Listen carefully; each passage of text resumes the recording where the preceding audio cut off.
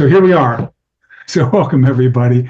As you can tell, I'm a little rusty after not doing one of these for a year. And we'll have start with a little bit of introduction before we go into the meditation, then the small groups, then the whole group.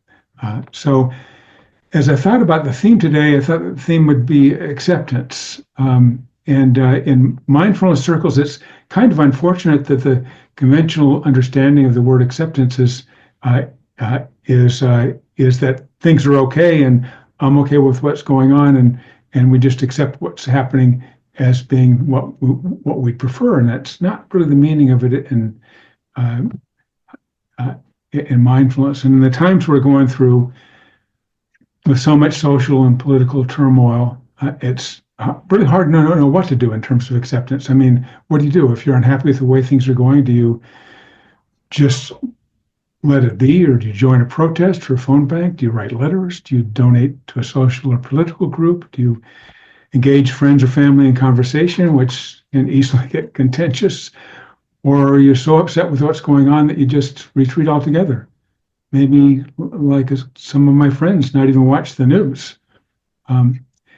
And on a personal level, when someone says or does something you disagree with or find objectionable, how do you respond?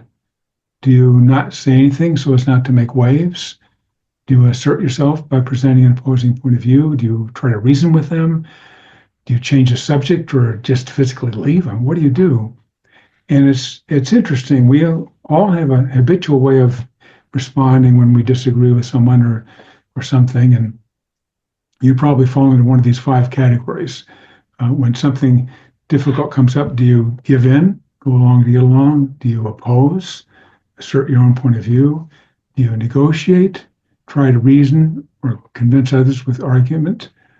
Do you ignore? Do you retreat? Or what do you do?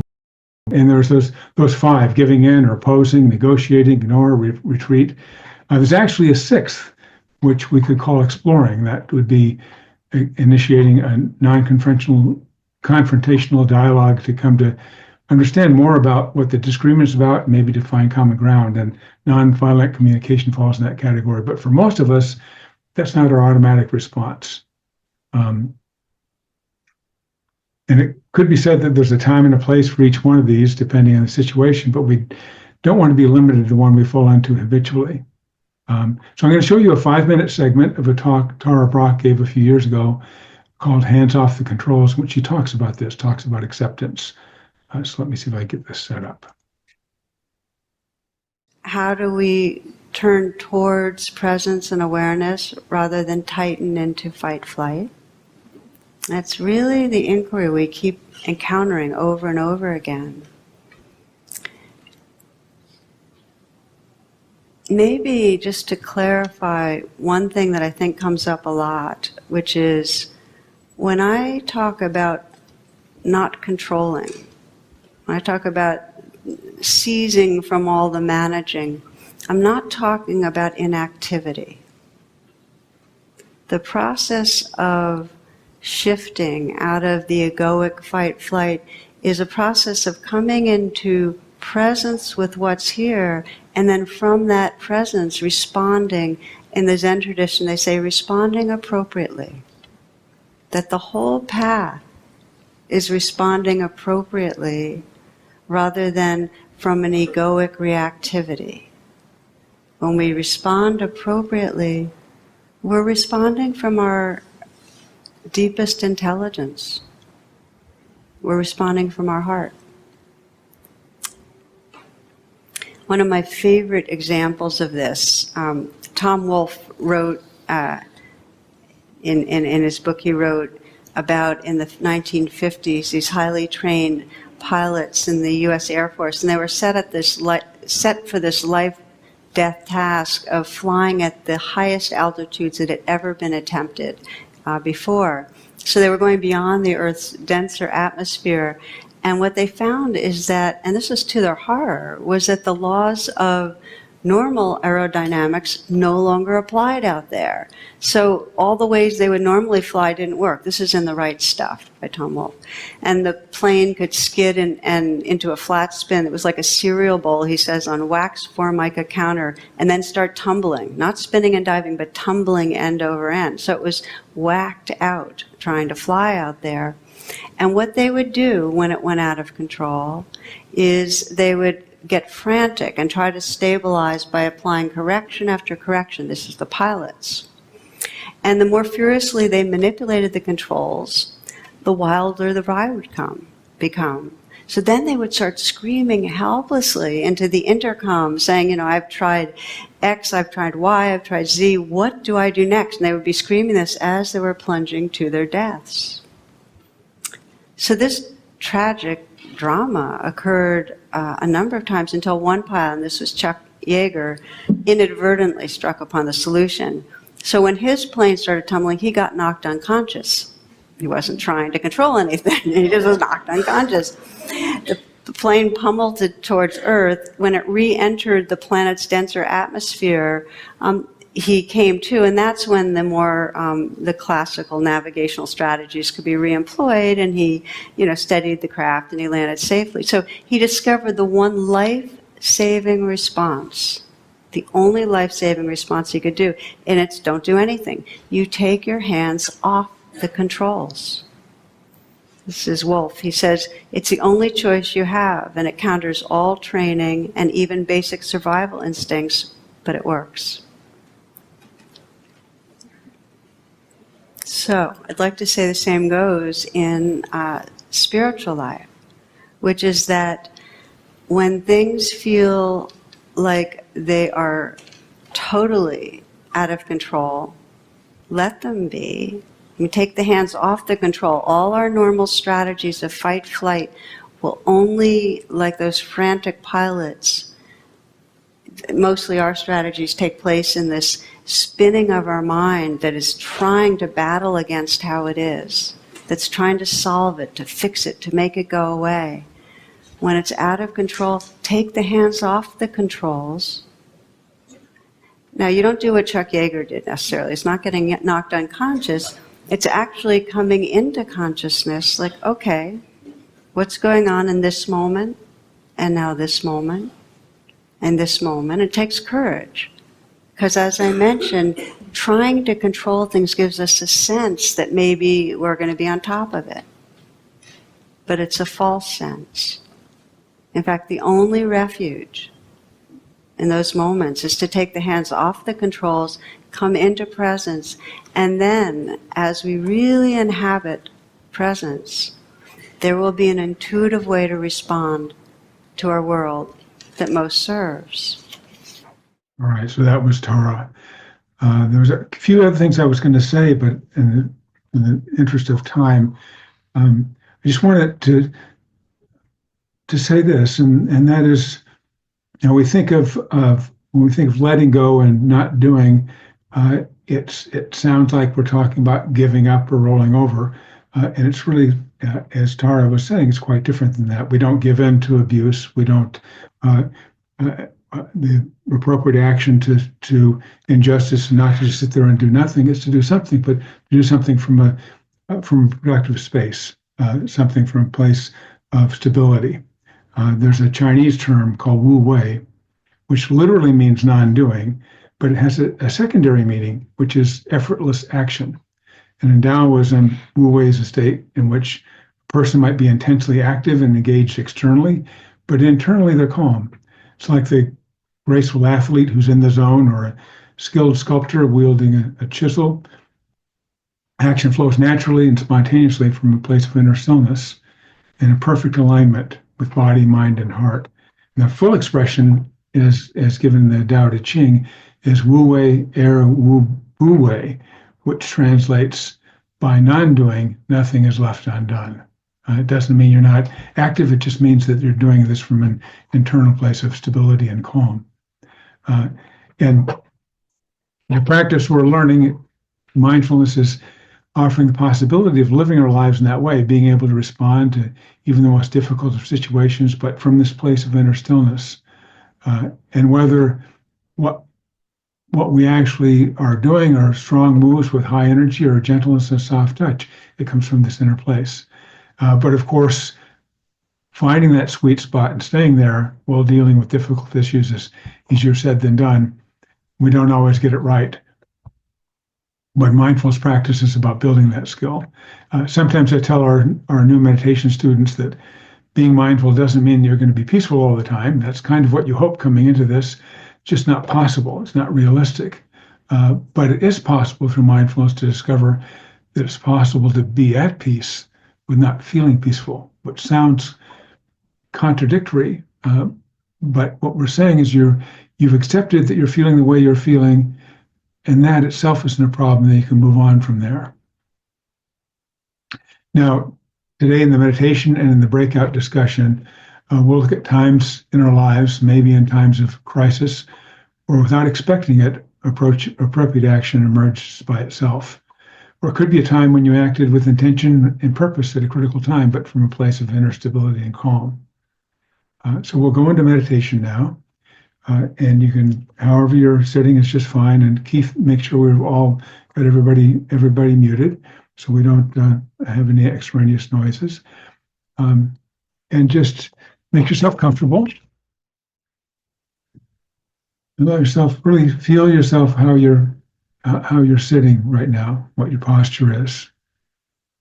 If your feet are touching the floor, let yourself feel that, or whatever you're sitting on. Feeling contact.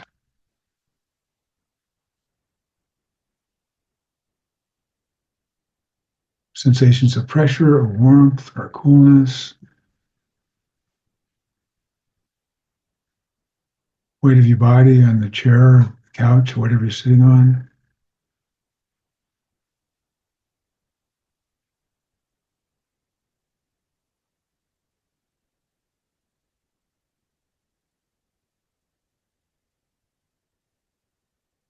Feeling your arms as they're at your sides or on your lap, or just letting them be the way that they are.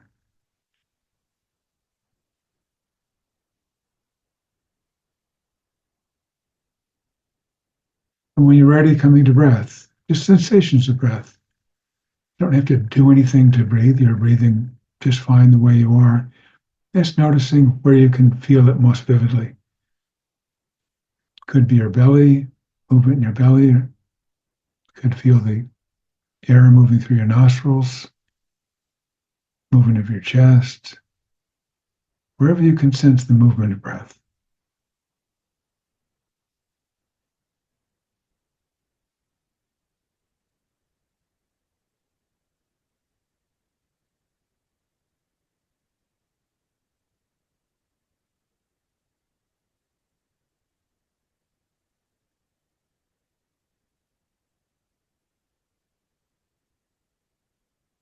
Seeing if you can stay with the whole cycle. It's not just breathe in, breathe out. It's breathing in, breathing in, breathing in, and then there's that pause, just allowing that to happen as it goes from one direction to the other. It's all one movement.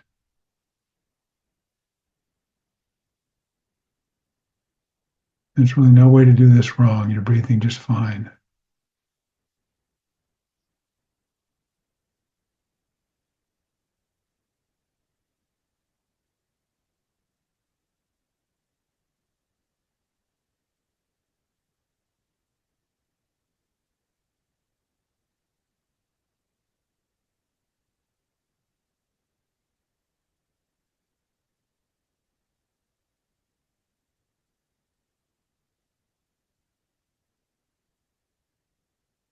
And if your mind wanders off somewhere else, just maybe analyzing what's going on now or thinking about something's going on in your life or things you have to do, you don't need to push that away. Just notice that that's happening and coming back to sensations of breath.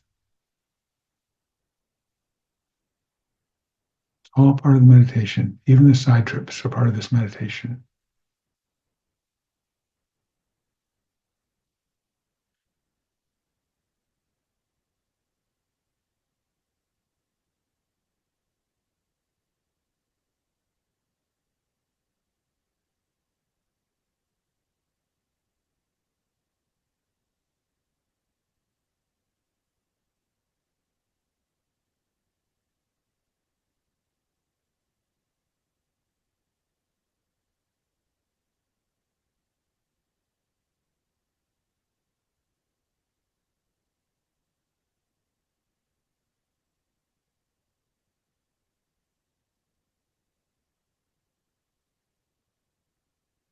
And as you sit there, you might see if you can recall a time of crisis or conflict when you didn't have any idea of how to respond, didn't know what to do. And either intentionally or not, there was a pause that allowed for a different response, such that if you had not paused, something else would have happened. But because of the pause, something else could emerge. It could be in the context of a conflict or crisis at home and work, or an automobile accident, or a potential altercation of some sort. Time where either on purpose or not, there was a pause. Either you created it, there just was a pause, and something else unexpected emerged. And seeing if you can find something that had a good outcome, not something that ended badly.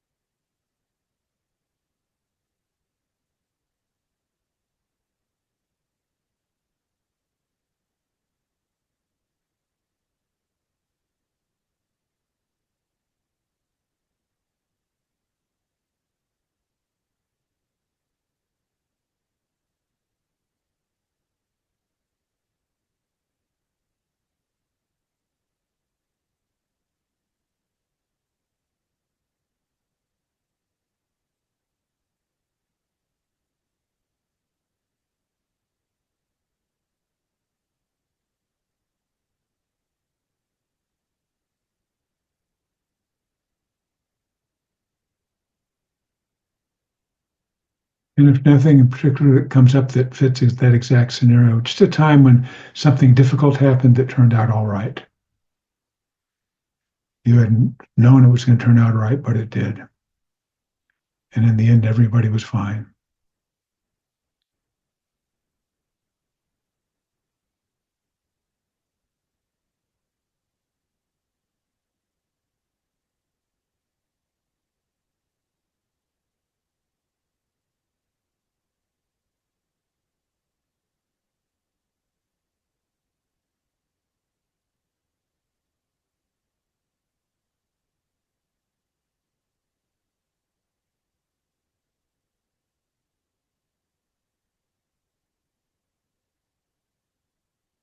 And for the next 5 minutes or so will be a silent meditation.